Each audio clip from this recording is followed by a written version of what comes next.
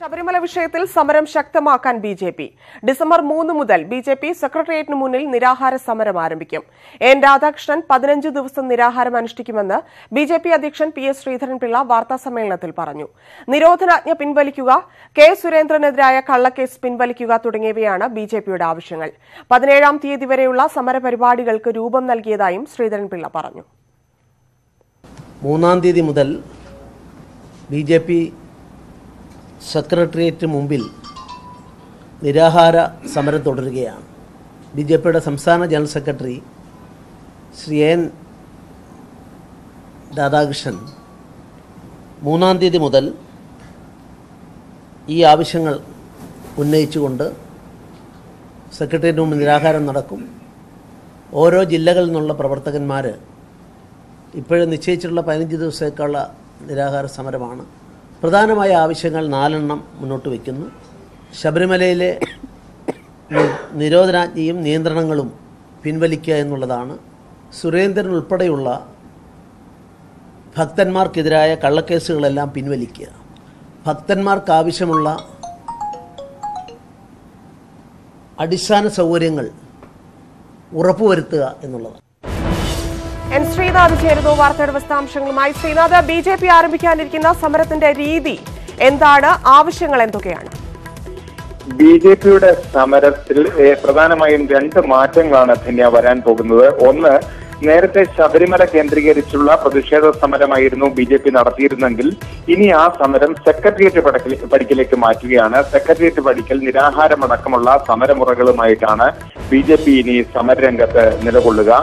മാത്രമല്ല, ബി.ജെ.പി. നേരത്തെ ഉന്നയിച്ചിരുന്ന വിഷയം യുവതീ പ്രവേശനമായിരുന്നുവെങ്കിൽ ഇപ്പോൾ എടുത്തിരിക്കുന്ന പുതിയ വിഷയത്തിൽ പറയുന്നത് യുവതീ പ്രവേശനമോ സ്ത്രീ പ്രവേശനമോ അല്ല, മറിച്ച് സുരേന്ദ്രനെതിരെയുള്ള നിയമവിരുദ്ധമായ നടപടികൾ അവസാനിപ്പിക്കുക, ശബരിമലയിലെ നിരോധനാജ്ഞ നീക്കുക, ശബരിമലയിൽ സമാധാനപരമായ അന്തരീക്ഷം പുനഃസ്ഥാപിക്കുക തുടങ്ങിയ ആവശ്യങ്ങളാണ് ബി.ജെ.പി. പുതുതായി ഉന്നയിക്കുന്നത്. ഇത്തരത്തിൽ 2 രീതിയിലുള്ള മാറ്റങ്ങളുമായിട്ടാണ് ബി.ജെ.പി. പുതിയ സമരമുറകൾ ആവിഷ്കരിക്കുന്നത്. അതോടൊപ്പം തന്നെ അടുത്ത മാസം 5 മുതൽ പഞ്ചായത്ത് തലത്തിൽ അയ്യപ്പ ഭക്ത സദസ്സും ബി.ജെ.പി. സംഘടിപ്പിക്കുന്നുണ്ട്.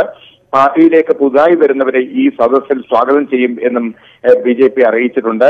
ഡിസംബർ 17 വരെയുള്ള സമരപരിപാടികൾക്കാണ് ഇന്ന് കൊച്ചിയിൽ ചേർന്ന ജനറൽ സെക്രട്ടറിമാരുടെ യോഗം രൂപം നൽകിയിരിക്കുന്നത്. അതിനുശേഷം അടുത്ത സമരം അടുത്ത ഘട്ടത്തിൽ രൂപീകരിക്കും, അല്ലെങ്കിൽ അടുത്ത ഘട്ടത്തിൽ പ്ലാൻ ചെയ്യും എന്നാണ് ബി.ജെ.പി. സംസ്ഥാന അധ്യക്ഷൻ അറിയിച്ചിരിക്കുന്നത്. ബി.ജെ.പി. അഖിലേന്ത്യാ അധ്യക്ഷൻ നിയോഗിച്ച സമിതി 2-3 തീയതികൾ കേരളത്തിലെത്തും എന്നും അദ്ദേഹം അറിയിച്ചിട്ടുണ്ട്. പി.സി. ജോർജുമായുള്ള സഖ്യം അത് നിയമസഭയിലുള്ള സഖ്യമാണ് എന്നും ഇന്ന് ബി.ജെ.പി. സംസ്ഥാന അധ്യക്ഷൻ പറഞ്ഞു. ശരി ശ്രീനാഥ്, പുതിയ സമരരീതികൾ പ്ലാൻ ചെയ്തിരിക്കുകയാണ് ബി.ജെ.പി. ശബരിമലയിലെ സമരം ബി.ജെ.പി. പിൻവലിച്ചില്ലെങ്കിൽ അത് നല്ല കാര്യമെന്ന് മുഖ്യമന്ത്രി പിണറായി വിജയൻ. സെക്രട്ടേറിയറ്റിന് മുന്നിലെ സമരം സ്വാഭാവികമാണ്. കേരളത്തിന്റെ മതനിരപേക്ഷത ബി.ജെ.പിക്ക് മനസ്സിലായെന്നതിന്റെ തെളിവാണിതെന്നും മുഖ്യമന്ത്രി പറഞ്ഞു. അല്ല, ഇപ്പം ബി.ജെ.പി. ഇങ്ങനെ ഒരു നിലപാടെടുത്തല്ലോ, ഇനി ഇവരെന്താ നിലപാടെടുക്കുന്നത് നമുക്ക് നാളെയും മറ്റന്നാളെയും നോക്കാം. ഈ സമൂഹത്തിന്റെ മുന്നിൽ സമൂഹം അംഗീകരിക്കാത്ത കാര്യങ്ങള് ആരുന്നയിച്ചാലും അവർക്ക് അധികം പിടിച്ചു നിൽക്കാൻ കഴിയില്ല. അതാണ് ബി.ജെ.പിയുടെ അനുഭവം. അതേ അനുഭവം ഇതിന്റെ തുടർച്ചയായിട്ട് UDF-നും ഉണ്ടാകും. സാധാരണ നമ്മളെല്ലാറ്റിലും കാണല് ബി.ജെ.പിയുടെ പ്രഖ്യാപനം ആദ്യം വരിക, പിന്നെ UDF-ഉം അതിന്റെ കൂടെ നിൽക്കുക എന്നുള്ളതാണല്ലോ. ഇനിയിപ്പോ അവരും അതിന്റെ കൂടെ നിൽക്കുകയായിരിക്കുമെന്ന് നമുക്ക് പ്രതീക്ഷിക്കാം സ്വാഭാവികമായിട്ട്. ഇന്നും സഭാസ്തംഭനം.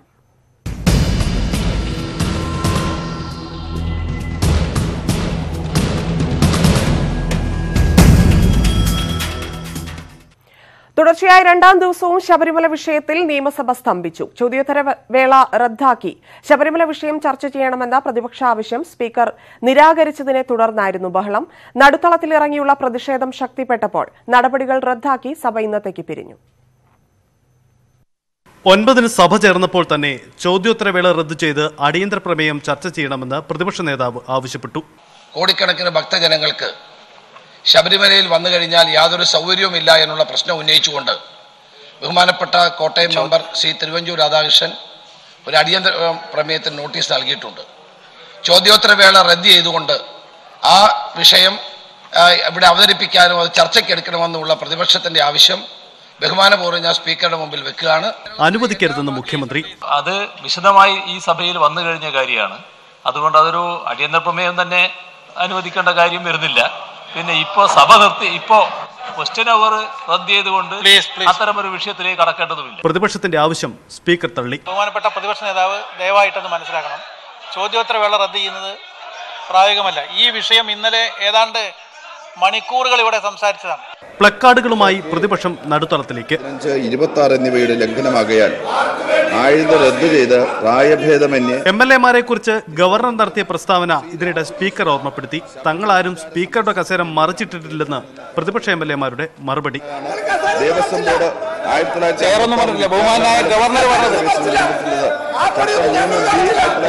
പ്രതിപക്ഷ ബഹളത്തിനിടെ നടപടിക്രമങ്ങൾ റദ്ദു ചെയ്ത് നിയമസഭ ഇന്നത്തേക്ക് പിരിയുന്നതായി സ്പീക്കർ അറിയിച്ചു. ഇതോടെ പ്രതിപക്ഷത്തിന്റെ പ്രതിഷേധം നിയമസഭയ്ക്ക് പുറത്തേക്ക്. കമ്മിറ്റിയെ കൊണ്ട് അവിടെ സന്ദർശിച്ച് പഠനം നടത്തി റിപ്പോർട്ട് വയ്ക്കണം എന്നാണ് ഞങ്ങളുടെ ആവശ്യം. സംയുക്ത നിയമസഭാ കമ്മിറ്റിയെ കൊണ്ട് അന്വേഷിപ്പിക്കാൻ സർക്കാർ തയ്യാറാകണം. മറ്റു വിഷയങ്ങളില്ലാത്തതിനാലാണ് ശബരിമല വിഷയത്തിൽ മാത്രം പ്രതിപക്ഷത്തിന്റെ പ്രതിഷേധമെന്ന് സർക്കാരിന്റെ മറുപടി. ശബരിമല വിഷയത്തിൽ UDF ചെന്നുപെട്ട അപമാനകരമായിട്ടുള്ള അവസ്ഥയിൽ നിന്നും രക്ഷപ്പെടാൻ കഴിയാതെ കൈകാലിട്ടടിക്കുന്ന ഒരവസ്ഥയാണ് ഇന്നലെയും ഇന്നുമായി ശബരിമല പ്രശ്നം ഉന്നയിച്ചുകൊണ്ട് UDF നടത്തുന്നതായിട്ടുള്ള നാടകം കാണുമ്പോൾ നമുക്ക് ബോധ്യമാകും. ന്യൂസ് 18 തിരുവനന്തപുരം. 2 ദിവസത്തെ ഇടവേളയ്ക്ക് ശേഷം ശബരിമലയിലെ തീർത്ഥാടകരുടെ എണ്ണത്തിൽ വർധന. ഉച്ചവരെ 26,100 പേരാണ് ദർശനത്തിനെത്തിയത്. നിയന്ത്രണങ്ങൾ നീക്കിയതോടെ തീർത്ഥാടനവും വിരിവെപ്പും സുഗമമായി. വിശ്വാസവുമായി ബന്ധപ്പെട്ട കാര്യങ്ങളിൽ കോടതി ഇടപെടാതിരിക്കുന്നതാണ് നല്ലതെന്ന് ദർശനത്തിനെത്തിയ മുൻ കേന്ദ്രമന്ത്രിയും MP-യുമായ അൻപുമണി രാമദോസ് പറഞ്ഞു. സന്നിധാനത്ത് ഇന്നലെ രാത്രിയാണ് പോലീസ് നിയന്ത്രണങ്ങളിൽ ഇളവ് ഏർപ്പെടുത്തിയത്. വലിയ നടപ്പന്തലിൽ വിരിവെക്കുന്നതിനും നാമജപം നടത്തുന്നതിനുമുള്ള വിലക്ക് നീക്കി. നിയന്ത്രണങ്ങൾക്കെതിരെയുള്ള ഹൈക്കോടതി പരാമർശത്തെ തുടർന്നാണ് ജില്ലാ ഭരണകൂടത്തിന്റെ ഇടപെടൽ. എന്നാൽ നിരോധനാജ്ഞ പിൻവലിക്കുന്നത് ക്രമസമാധാന പ്രശ്നങ്ങൾ ഉണ്ടാക്കുമെന്ന നിലപാടിലാണ് പോലീസ്. IG ദിനേന്ദ്ര കാശ്യപിന്റെ നേതൃത്വത്തിലുള്ള പോലീസ് സംഘം നാളെ സന്നിധാനത്തിന്റെ സുരക്ഷാ ചുമതല ഏറ്റെടുക്കും. മുൻ കേന്ദ്രമന്ത്രിയും MP-യുമായ അൻപുമണി രാമദോസ് ദർശനത്തിനെത്തി. വിശ്വാസവുമായി ബന്ധപ്പെട്ട കാര്യങ്ങളിൽ കോടതി ഇടപെടാതിരിക്കുന്നതാണ് ഉചിതമെന്നായിരുന്നു പ്രതികരണം. I feel that the judiciary shouldn't interfere into the religious faith. Should not interfere in this. തിരക്ക് കുറവായതിനാൽ സന്നിധാനത്തെത്തുന്ന തീർത്ഥാടകർക്ക് ദർശനത്തിനായി കാത്തു നിൽക്കേണ്ട സാഹചര്യമില്ല. പോലീസിന്റെ ബുദ്ധിമുട്ടൊന്നും ഉണ്ടായിരുന്നില്ല. പിന്നെ അയ്യപ്പനെ നല്ല കാണാൻ പറ്റി. Very comfortable, very super. Drinking water, travelling, food, Darshan, very good feeling. നിയന്ത്രണങ്ങൾ നീക്കുന്നതോടെ വരുമാനവും വർദ്ധിക്കുമെന്നാണ് ദേവസ്വം ബോർഡിന്റെ പ്രതീക്ഷ.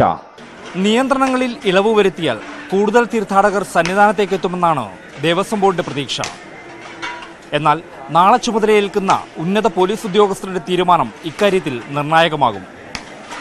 സന്നിധാനത്ത് നിന്ന് ക്യാമറാമാൻ കൃഷ്ണപ്രസാദിനൊപ്പം MR രാകേഷ്, ന്യൂസ് 18. ശബരിമല 18-ാം പടിക്ക് താഴെയുള്ള സ്ഥലം വൃത്തിയാക്കുന്നതിനെ ചൊല്ലി പോലീസും അഗ്നിശമന സേനയും ദേവസ്വം ബോർഡും തമ്മിൽ അഭിപ്രായ ഭിന്നത. നടപ്പന്തൽ വെള്ളമൊഴിച്ച് വൃത്തിയാക്കിയതിന് പിന്നാലെയുണ്ടായ വിവാദത്തെ തുടർന്നാണ് അഗ്നിശമന സേന സേവനത്തിൽ നിന്ന് പിന്മാറിയത്. 18-ാം പടിക്ക് താഴെ തീർത്ഥാടകർ തെന്നി വീഴാൻ തുടങ്ങിയതോടെ ശുചീകരണ ജോലി ആരുടെ ഉത്തരവാദിത്തമാണെന്ന തർക്കമാണ് നിലനിൽക്കുന്നത്. തീർത്ഥാടകർ വിരിവയ്ക്കാതിരിക്കാൻ വേണ്ടിയാണ് നടപ്പന്തലിൽ അഗ്നിശമന സേന വെള്ളമൊഴിച്ചതെന്ന പ്രചരണം വ്യാപകമായതോടെയാണ് ശുചീകരണ ജോലികളിൽ നിന്ന് അഗ്നിശമന സേന വിട്ടുനിന്നത്. നടപ്പന്തലിലെ പൊടിയില്ലാതാക്കാൻ ചെയ്ത സേവനത്തിന്റെ പേരിൽ പഴികേൽക്കേണ്ടി വന്നതോടെ ശുചീകരണത്തിന്റെ ഉത്തരവാദിത്വം സേനയിലെ ആരും ഏറ്റെടുക്കാൻ തയ്യാറായില്ല. 18-ാം പടിക്ക് താഴെ തേങ്ങ ഉടയ്ക്കുന്ന സ്ഥലത്ത് തീർത്ഥാടകർ തെന്നിവീഴാൻ തുടങ്ങിയതോടെയാണ് പരസ്പരം പഴിചാരൽ തുടങ്ങിയത്. ശുചീകരണ ജോലികൾക്ക് ആവശ്യത്തിനുള്ള ജീവനക്കാർ ഇല്ലെന്നായിരുന്നു ദേവസ്വം ബോർഡിന്റെ നിലപാട്.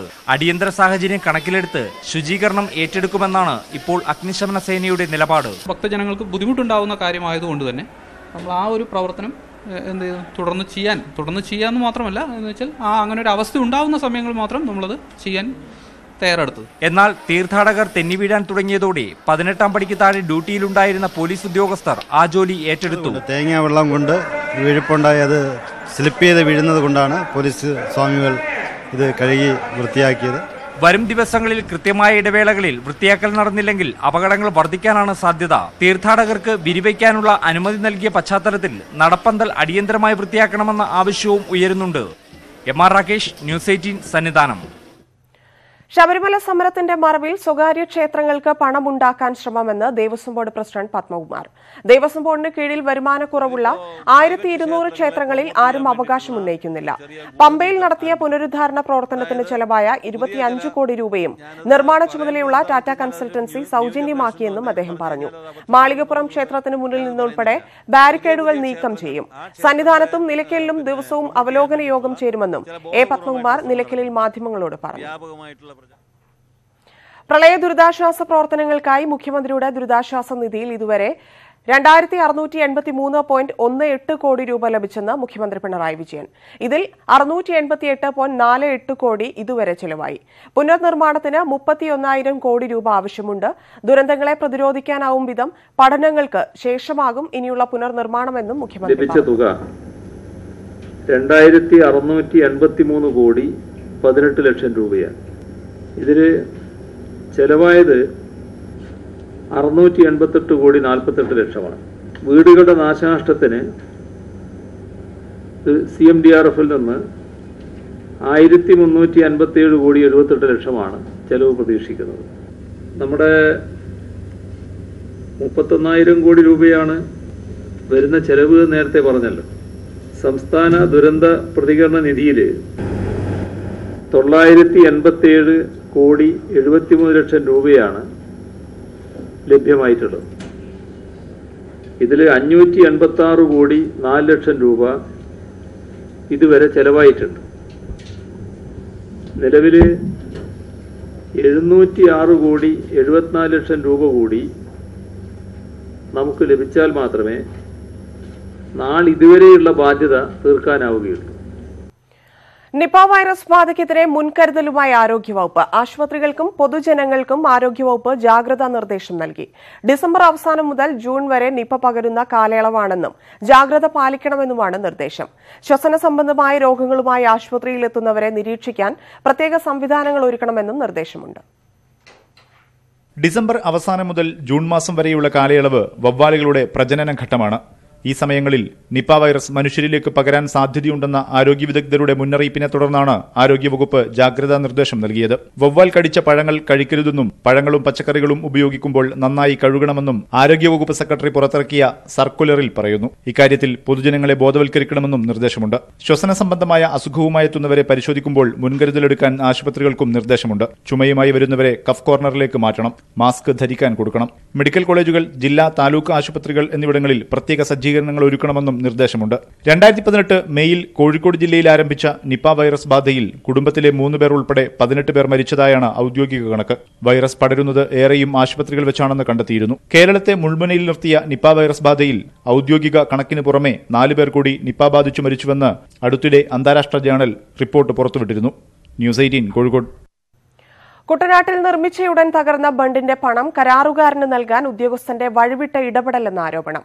പണം കൈമാറരുതെന്ന സർക്കാർ ഉത്തരവ് നിലനിൽക്കെ അസിസ്റ്റന്റ് എക്സിക്യൂട്ടീവ് എഞ്ചിനീയർ ബില്ല് പാസാക്കണമെന്നാവശ്യപ്പെട്ട് 3 തവണ കത്തയച്ചു. ഇത് നിയമവിരുദ്ധമായ ഇടപെടലാണെന്ന് കാണിച്ച് ഉയർന്ന ഉദ്യോഗസ്ഥർ നൽകിയ റിപ്പോർട്ടിന്റെ പകർപ്പ് ന്യൂസ് 18 ലഭിച്ചു. കുട്ടനാട് പാക്കേജിൽ ഉൾപ്പെട്ട റാണി ചിത്രക്കായലിലെ C&D ബ്ലോക്ക് പാടശേഖരത്തിന്റെ പുറംബണ്ട് നിർമ്മാണമാണ് വിവാദത്തിലായത്. 2016 സെപ്റ്റംബറിലാണ് 24 കോടി രൂപയുടെ ബണ്ട് പൂർത്തിയായത്. 1.5 മാസം പിന്നിട്ടപ്പോൾ തന്നെ 120 മീറ്റർ മടവീണ് തകർന്നു. കരാർ കാലത്തുണ്ടായ തകർച്ചയുടെ ഉത്തരവാദിത്തം നിർമ്മാണ കമ്പനിക്കാണെന്ന് ചൂണ്ടിക്കാട്ടി തകർന്ന ഭാഗത്തിന്റെ ചിലവായ 2.95 ലക്ഷം രൂപ നൽകരുതെന്ന് സർക്കാർ ഉത്തരവിട്ടു.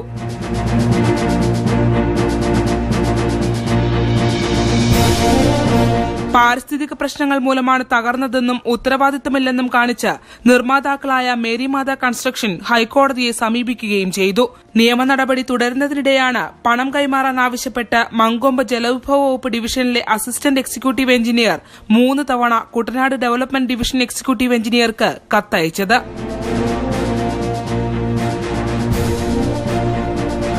AX ഗാലക്സിയുടെ നടപടി ചട്ടവിരുദ്ധമാണെന്നും സർക്കാരിന് വൻ സാമ്പത്തിക ബാധ്യത വരുത്തുമെന്നും executive engineer Kuttanad development circle superintending എഞ്ചിനീയർക്ക് അയച്ച റിപ്പോർട്ടിൽ പറയുന്നു.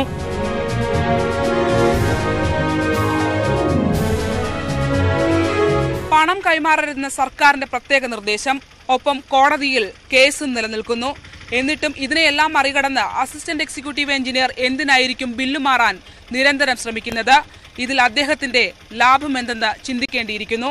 ക്യാമറമാൻ പ്രശാന്ത് മംഗലശ്ശേരിക്കൊപ്പം ആലപ്പുഴയിൽ നിന്നും ശരണ്യ സ്നേഹജൻ, ന്യൂസ് 18. കുട്ടനാട്ടിൽ തകർന്ന ബണ്ടിന്റെ പണം സർക്കാർ ഉത്തരവ് മറികടന്ന് കരാറുകാരന് കൈമാറാനുള്ള നീക്കത്തിൽ ജില്ലാ കലക്ടർ എസ് സുഗാസ് റിപ്പോർട്ട് തേടി. എക്സിക്യൂട്ടീവ് എഞ്ചിനീയറോടാണ് റിപ്പോർട്ട് നൽകാൻ ആവശ്യപ്പെട്ടത്. ഇപ്പോൾ ഞാനത് റിപ്പോർട്ട് കണ്ടിട്ടുണ്ട്. സോ എക്സിക്യൂട്ടീവ് എഞ്ചിനീയർ ഇറിഗേഷൻ വിളിച്ചിട്ട് ഒരു ഡീറ്റെയിൽഡ് റിപ്പോർട്ട് തരാൻ എന്നെ ഞാൻ പറഞ്ഞിട്ടുണ്ട്. അത് അന്വേഷിക്കാം. വാർത്തകളിലേക്ക്. തൃശൂരിലെ പ്രാദേശിക കോൺഗ്രസ് നേതാവിനെതിരെയുള്ള പീഡന പരാതിയുമായി പ്രായപൂർത്തിയാകാത്ത പെൺകുട്ടി രാഹുൽ ഗാന്ധിയുടെ മുന്നിലേക്ക്. കെപിസിസി അധ്യക്ഷൻ മുല്ലപ്പള്ളി രാമചന്ദ്രന് പരാതി നൽകിയിട്ടും നടപടിയുണ്ടാകാത്ത സാഹചര്യത്തിലാണ് പെൺകുട്ടി രാഹുൽ ഗാന്ധിയെ സമീപിച്ചത്. പോക്സോ നിയമപ്രകാരം പോലീസ് കേസെടുത്തിട്ടും പീഡിപ്പിച്ച നേതാവിനെ പാർട്ടി സംരക്ഷിക്കുകയാണെന്നാണ് പെൺകുട്ടിയുടെ പരാതി. പ്രായപൂർത്തിയാകാത്ത പെൺകുട്ടിയെ പീഡിപ്പിച്ചെന്ന പരാതി ലഭിച്ചിട്ടും കെപിസിസി നേതൃത്വം നടപടി സ്വീകരിക്കാത്ത സാഹചര്യത്തിലാണ് പെൺകുട്ടി രാഹുൽ ഗാന്ധിയെ സമീപിച്ചത്. കോൺഗ്രസ് പ്രാദേശിക നേതാവ് KJ യദുകൃഷ്ണനെതിരെ പോക്സോ നിയമപ്രകാരം കേസെടുത്തിരുന്നുവെങ്കിലും ഇയാൾ ഒളിവിലാണ്. ഗുരുതരമായ വകുപ്പുകൾ ചുമത്തി പോലീസ് കേസെടുത്തിട്ടും പാർട്ടി നടപടി സ്വീകരിച്ചില്ലെന്ന് രാഹുൽ ഗാന്ധിക്ക് അയച്ച പരാതിയിൽ പറയുന്നു. അവസാന അഭയമായാണ് രാഹുൽ ഗാന്ധിയെ സമീപിക്കുന്നതെന്നും KSU പ്രവർത്തക കത്തിൽ ചൂണ്ടിക്കാട്ടിയിട്ടുണ്ട്. പാർട്ടിയിൽ വിശ്വാസമുണ്ടെന്നും രാഹുൽ ഗാന്ധി പ്രശ്നത്തിൽ ഇടപെടുമെന്നാണ് കരുതുന്നതെന്നും പെൺകുട്ടി പറഞ്ഞു. ഉറച്ച വിശ്വാസമുണ്ട് പാർട്ടിയിൽ. ഒരിക്കലും ഞാൻ രാഹുൽ ഗാന്ധിക്ക് കംപ്ലൈന്റ് കൊടുത്തത് ഒരിക്കലും പാർട്ടിയിൽ വിശ്വാസമില്ലാത്തത് കൊണ്ടല്ല. എല്ലാവരും ഇതറിഞ്ഞിരിക്കണമെന്നുള്ളൊരു ഇതിൽ മാത്രമാണ് ഞാൻ പാർട്ടിയിൽ രാഹുൽ ഗാന്ധിക്ക് കംപ്ലൈന്റ് കൊടുക്കുന്നത്. എനിക്ക് തീർച്ചയായിട്ടും പാർട്ടിയിൽ ഉറച്ച വിശ്വാസമുണ്ട്. അവർ പോലീസിന്റെ നിലപാട് അറിഞ്ഞതിന് ശേഷം പാർട്ടി നിലപാടെടുക്കുമെന്ന് എനിക്ക് തീർച്ചയായിട്ടും വിശ്വാസമുണ്ട്. ജൂലൈ 5-നാണ് കേസിനാസ്പദമായ സംഭവം നടന്നത്. അപകടത്തിൽ കാലിന് പരിക്കേറ്റ് വിശ്രമിക്കുമ്പോഴാണ് വീട്ടിലെത്തിയ യദുകൃഷ്ണ മോശമായി പെരുമാറിയതെന്നാണ് പരാതി. ഇതിന്റെ പേരിൽ പിന്നീട് റോഡിൽ വെച്ച് അപമാനിച്ചു. വാട്സപ്പിലൂടെയും ഫോണിലൂടെയും ഭീഷണിപ്പെടുത്തി, പീഡിപ്പിക്കുകയും പിന്നീട് അപമാനിക്കുകയും ചെയ്യുന്നുവെന്ന് കാണിച്ച് കഴിഞ്ഞ മാസമാണ് പെൺകുട്ടി കെപിസിസി പ്രസിഡന്റ് മുല്ലപ്പള്ളി രാമചന്ദ്രന് പരാതി നൽകിയത്. എഫ്ഐആറിന്റെ പകർപ്പുകൾ സഹിതം ഇന്നലെയാണ് പെൺകുട്ടി രാഹുൽ ഗാന്ധിക്ക് പരാതി നൽകിയത്. പോലീസിൽ പരാതി നൽകിയ സാഹചര്യത്തിൽ കാര്യങ്ങൾ നിയമത്തിന്റെ വഴിക്ക് പോകട്ടെ എന്ന നിലപാടിലായിരുന്നു കെപിസിസി നേതൃത്വം. സുവി വിശ്വനാഥൻ, ന്യൂസ് 18, തൃശൂർ. നോട്ട് അസാധുവാക്കൽ അതിക്രൂര നടപടിയായിരുന്നുവെന്ന് കേന്ദ്ര സർക്കാരിന്റെ മുൻ മുഖ്യ സാമ്പത്തിക ഉപദേഷ്ടാവ് അരവിന്ദ് സുബ്രഹ്മണ്യൻ. അടുത്തയാഴ്ച പുറത്തിറങ്ങുന്ന the challenge of Modi Jaitley economy എന്ന പുസ്തകത്തിലാണ് കടുത്ത വിമർശനം. മന്ദഗതിയിലായിരുന്ന സാമ്പത്തിക വളർച്ച അതിവേഗം താഴാൻ നോട്ട് നിരോധനമിടയാക്കി. ഒരു വർഷം കൂടി കാലാവധി ബാക്കിയുള്ളപ്പോഴാണ് മുഖ്യ ഉപദേഷ്ടാവ് പദവി രാജിവെച്ച് അരവിന്ദ് സുബ്രഹ്മണ്യൻ അധ്യാപനത്തിലേക്ക് മടങ്ങിയത്. രാജ്യത്തെ കാർഷിക പ്രശ്നങ്ങൾ പരിഹരിക്കാൻ അടിയന്തര നിയമനിർമ്മാണം വേണമെന്ന ആവശ്യമുന്നയിച്ച് പ്രതിപക്ഷ കർഷക സംഘടനകളുടെ റാലി ആരംഭിച്ചു. 210 കർഷക സംഘടനകളുടെ കൂട്ടായ്മയാണ് പ്രതിഷേധം നടത്തുന്നത്. കാർഷിക കടമുക്തി നിയമം, കാർഷികോൽപ്പന്നങ്ങൾക്ക് ന്യായമായ താങ്ങുവില ഉറപ്പാക്കൽ നിയമം എന്നിവ നടപ്പിലാക്കണമെന്നാണ് ആവശ്യം. GDP കണക്കാക്കുന്ന പുതിയ രീതിയെ ന്യായീകരിച്ച് ധനമന്ത്രി അരുൺ ജെയ്റ്റ്ലി. ഇപ്പോഴത്തെ രീതിയാണ് രാജ്യത്തിന്റെ സാമ്പത്തിക സ്ഥിതി കൃത്യമായി പറഞ്ഞുവെക്കുന്നതെന്ന് ജെയ്റ്റ്ലി അവകാശപ്പെട്ടു. UPA ഭരണകാലത്ത് 9% വളർച്ചയുണ്ടായിരുന്നെന്ന കണക്ക് തിരുത്തിയാണ് പുതിയ രീതി കഴിഞ്ഞ ദിവസം അവതരിപ്പിച്ചത്. UPA കാലത്തെ വളർച്ചാ നിരക്ക് അതോടെ 8%-ലെത്തുകയും NDA കാലത്തെ വളർച്ചാ നിരക്ക് കൂടുകയും ചെയ്തിരുന്നു. CBI മേധാവിയെ മാറ്റിയതിനെതിരായ കേസ് സുപ്രീംകോടതി അടുത്ത ബുധനാഴ്ചത്തേക്ക് മാറ്റി. CBC അന്വേഷണ റിപ്പോർട്ട് ഇതുവരെയും കോടതി പരിഗണിച്ചിട്ടില്ലെന്ന് ചീഫ് ജസ്റ്റിസ് പരിഗണിച്ച ശേഷം ആവശ്യമെങ്കിൽ കേന്ദ്രത്തിന്റെ മറുപടി തേടുമെന്നും സുപ്രീംകോടതി പറഞ്ഞു. ഉണ്ണികൃഷ്ണൻ ചേരുന്നു. ഉണ്ണി, കൂടുതൽ വിവരങ്ങൾ. CBI മേധാവി അലോക് വർമ്മയെ അദ്ദേഹത്തിന്റെ ചുമതലയിൽ നിന്ന് മാറ്റിയതിനെ ചോദ്യം ചെയ്തുകൊണ്ട് വർമ്മ നൽകിയ ഹർജിയിലാണ് സുപ്രീം കോടതിയിൽ ഇന്ന് വിശദമായ വാദം നടന്നത്. വാദത്തിന് ശേഷം സുപ്രീം കോടതി പറഞ്ഞത് ഹർജി ബുധനാഴ്ച വീണ്ടും പരിഗണിക്കും. അലോക് വർമ്മയ്ക്കെതിരെ തുടരന്വേഷണത്തിനടക്കം അനുമതി നേടിക്കൊണ്ട് CBC നൽകിയ റിപ്പോർട്ട് ഇതുവരെയും കോടതി പരിഗണിച്ചിട്ടില്ല. ആ റിപ്പോർട്ട് പരിഗണിച്ച് ആവശ്യമെങ്കിൽ കേന്ദ്ര സർക്കാരിന്റെ അഭിപ്രായം തേടുമെന്നാണ് ഇന്ന് ചീഫ് ജസ്റ്റിസ് വ്യക്തമാക്കിയിരിക്കുന്നത്. ഏതായാലും കേന്ദ്ര സർക്കാർ അലോക് വർമ്മയെ ചുമതലകളിൽ നിന്ന് മാറ്റിയതിനെ ശക്തമായി ന്യായീകരിക്കുകയാണ് ചെയ്തത്. അറ്റോർണി ജനറൽ കെ വേണുഗോപാൽ പറഞ്ഞത് സിബിഐയിൽ ആഭ്യന്തരമായ തർക്കങ്ങളാണ് രണ്ട് ഉദ്യോഗസ്ഥർ തമ്മിലുണ്ടായത്. അതിന്റെ ഭാഗമായി പൊതുജനങ്ങൾക്ക് സിബിഐയിലുള്ള വിശ്വാസ്യത തന്നെ നഷ്ടമായി. ഈ ഒരു സാഹചര്യത്തിലാണ് കേന്ദ്ര സർക്കാരിന് പൊതുതാൽപര്യാർത്ഥം ഇടപെടേണ്ടി വന്നതെന്നാണ് അറ്റോർണി ജനറൽ പറഞ്ഞത്. കേന്ദ്ര സർക്കാരിന് എല്ലാ തരത്തിലും ഇടപെടാനുള്ള അധികാരമുണ്ട് എന്ന് അലോക് വർമ്മയുടെ നടക്കുന്ന വാദങ്ങളെ ചോദ്യം ചെയ്തുകൊണ്ട് അറ്റോർണി ജനറൽ അറിയിക്കുകയും ചെയ്തു. ഏതായാലും അടുത്ത ബുധനാഴ്ച ഇനി കേസ് പരിഗണിക്കുമ്പോൾ മറ്റു വാദങ്ങളും കോടതിയുടെ തുടർ നടപടികളും വ്യക്തമാകാനാണ് സാധ്യത. ശരി ഉണ്ണി. ശരണവഴി. പമ്പയുടെ ക്രമസമാധാന ചുമതലയുണ്ടായിരുന്ന കോട്ടയം SP ഹരിശങ്കർ മലയിറങ്ങുകയാണ്. 15 ദിവസം പ്രശ്നങ്ങളില്ലാതെ സുരക്ഷ കൈകാര്യം ചെയ്ത സന്തോഷത്തിലാണ് മടക്കം. ഔദ്യോഗിക ചുമതലയ്ക്കപ്പുറം ശബരിമലയുമായി ആത്മബന്ധമുണ്ട് ഹരിശങ്കറിന്. നേരത്തെ പത്തനംതിട്ട SP ആയും പമ്പ സന്നിധാനം സ്പെഷ്യൽ ഓഫീസറായും പ്രവർത്തിച്ചിരുന്നു. അച്ഛൻ ശങ്കർദാസ് തിരുവിതാംകൂർ ദേവസ്വം ബോർഡ് അംഗവുമാണ്. ശബരിമല വർക്ക് ചെയ്ത് തിരിച്ചു പോകുന്ന എല്ലാ ഉദ്യോഗസ്ഥർക്കും അത് എപ്പോഴും അതിനൊരു ഒരു ഒരു ഫ്രഷ് എനർജി ലഭിക്കുന്നതായിട്ട് തോന്നാറുണ്ട്. അത് സന്നിധാനത്തായാലും പമ്പയിലായാലും നിലയ്ക്കലായാലും എരുമേലിയിലായാലും. ശബരിമല എന്ന് പറയുന്നത് സന്നിധാനം മാത്രമല്ല, ശബരിമലയെ ബന്ധപ്പെട്ട് എവിടെ ഡ്യൂട്ടി ചെയ്താലും അത് എപ്പോഴും ഒരു പോസിറ്റീവ് എനർജി നൽകുന്ന ഒരു കാര്യമാണ്. പ്രതിഷേധക്കാരെ കണ്ടെത്താൻ സർക്കാരിനെ ഏറെ സഹായിച്ച CCTV യൂണിറ്റുകളുടെ നിയന്ത്രണം പമ്പയിലായിരുന്നു. മന്ത്രി പൊൻ രാധാകൃഷ്ണന്റെ വാഹനം തടഞ്ഞെന്നായിരുന്നു ഹരിശങ്കറിനെതിരെ ഉയർന്ന വലിയ ആരോപണം. ഇത് സ്വാഭാവികമായിട്ടുള്ള ചെക്കിങ്ങാണ്. അത്തരം സാഹചര്യത്തിൽ ഒരാളെ കണ്ടു കഴിഞ്ഞാൽ സ്വാഭാവികമായും പോലീസ് ചെക്ക് ചെയ്യും. അത് വിശദമായി പറഞ്ഞു. മിനിസ്റ്ററിൻ്റെ കാര്യങ്ങളെല്ലാം മനസ്സിലായി. മിനിസ്റ്റർ ചെക്ക് ചെയ്ത കാര്യത്തിന് ചെക്ക് റിപ്പോർട്ട് കൊടുക്കാമോ എന്ന് ചോദിച്ചു. ചെക്ക് റിപ്പോർട്ട് കൊടുക്കാമെന്ന് പറഞ്ഞു. ചെക്ക് റിപ്പോർട്ട് കൊടുക്കുകയും ചെയ്തു. പോലീസ് നിയന്ത്രണങ്ങൾക്കെതിരെ ഹൈക്കോടതി വിമർശനങ്ങളെക്കുറിച്ച് ചോദിച്ചപ്പോൾ മറുപടി ഇങ്ങനെ: ഈ വിഷയങ്ങളെല്ലാം വളരെ ക്ലോസ് ആയിട്ട് വാച്ച് ചെയ്യുന്നുണ്ട്. ഹൈക്കോടതിയുടെ ഐസ് ആൻഡ് ഇയേഴ്സ് ആയിട്ട് ഇവിടെ ഒരു സ്പെഷ്യൽ കമ്മീഷണർ ഫുൾ ടൈം ഉണ്ട്. അദ്ദേഹത്തിന് പോലീസിന്റെ പ്രവർത്തനങ്ങളെല്ലാം നേരിട്ട് കണ്ടുകൊണ്ടിരിക്കുന്ന ആളാണ്.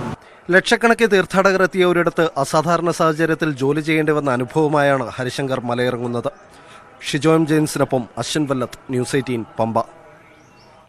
കൊല്ലം പരവൂർ കോട്ടപ്പുറം അഞ്ചുകല്ലുമൂട്ടിൽ G ശശിധരൻ പിള്ള നിര്യാതനായി. 78 വയസ്സായിരുന്നു. അസുഖബാധയെ തുടർന്ന് ചികിത്സയിലായിരുന്നു. NSS കുന്നത്തൂർ താലൂക്ക് യൂണിയൻ മുൻ സെക്രട്ടറിയായി പ്രവർത്തിച്ചിട്ടുണ്ട്. ഭാര്യ Leeladeviamma. News 18 Keralam senior news editor S Lallu, Salesh, Shailesh എന്നിവർ മക്കളാണ്.